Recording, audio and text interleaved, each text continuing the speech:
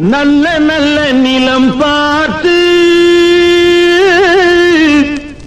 நாமும் விதை விதைக்கணும். நாட்டு மக்கள் மனங்களிலே நாணயத்தை வளர்க்கணும். நல்ல நல்ல நிலம் பார்த்து நாமும் விதை விதைக்கணும். நாட்டு மக்கள் மனங்களிலே நாணயத்தை வளர்க்கணும். பள்ளி என்ற நிலங்களிலே கல்வி தன்னை விதைக்கணும். பிள்ளைகளை சீர்திருத்தி பெரியவர்கள்